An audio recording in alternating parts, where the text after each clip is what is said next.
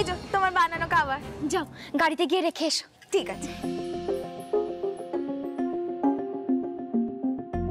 তা কি বানিয়েছো ছোট বৌমা, সেটা কি জানানো যাবে?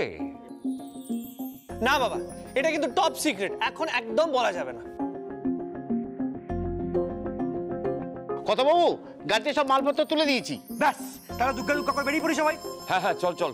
এই বড় বৌমা, আর দাঁড়িয়ে থেকো না, সবাইকে নিয়ে চলো। হ্যাঁ দেরি করে লাভ নেই, চলুন চলুন।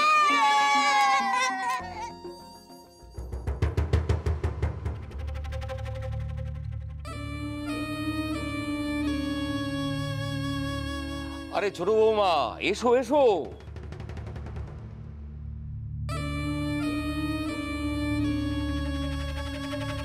শ্যামা,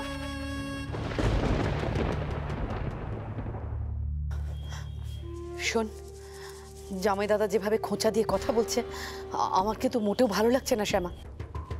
আমিও ঠিক বুঝতে পারছি না গুরুমা যে বাবা কেন এভাবে কথা বলছেন। শোন শ্যামা, যদি জামাই দাদার কোনো সন্দেহ হয়ে থাকে তোরই কিন্তু দায়িত্ব সেখান থেকে জামাই দাদাকে বের করে আনা। বাবা, পাহাড়ে যাচ্ছিস, ঘোর, ফের, আনন্দ কর, পড়াশুনো কর, যা ইচ্ছে তাই কর, শুধু মাথায় রাখিস কিন্তু গানটা গাইতে হবে। ওখানে একটা বড় শো ধরা আছে, গলাটা ঠিক রাখতে হবে কিন্তু। হ্যাঁ, আমারও যে খুব দুশ্চিন্তা হচ্ছে গুরুমা, আর সেই জন্য তো তোমাকে বারবার করে বলেছিলাম যে কোনো শো ধরো না ধরো না, তারপরেও তুমি পাহাড়ে শো ধরে নিলে কেন গুরুমা? আমার যে এসব করতে আর ভালো লাগছে না। এত অসম্মান অপমানের ভয় থাকা সত্ত্বেও আমি দিনের পর দিন রাধা দিদির হয়ে গান গেয়ে দিই। কৃষ্ণের কাছে আমি যে প্রতিজ্ঞা করেছি সেটাই রাখার চেষ্টা করি। আমি চাই না যে এই সত্যিটা কেউ কোনোদিন জানতে পারুক।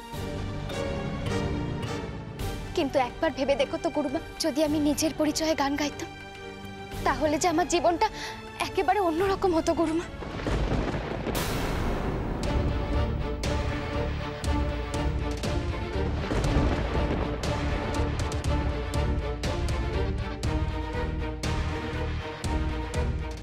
শ্যামা,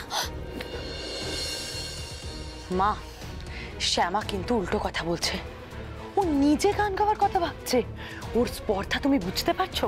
আরে চুপ কর, ও যতই নিজে গান গাওয়ার কথা ভাবুক আমি শ্যামাকে সে সুযোগ কোনোদিনও দেব না। রাধা, শ্যামার বাড়ির দলিলটা আমার হাতে রয়েছে, একটু বেঘরবাই করবে না, বাপ ভাইকে ভিটে মাটি ছাড়া করে পথের ভিখিরি বানিয়ে রাখবো আমি। শোন রাধারানী, শ্যামার টিকি আমার হাতে বাঁধা, তাই সারা জীবন ওকে তোর হয়েই গান গেয়ে যেতে হবে, তোর হয়েই।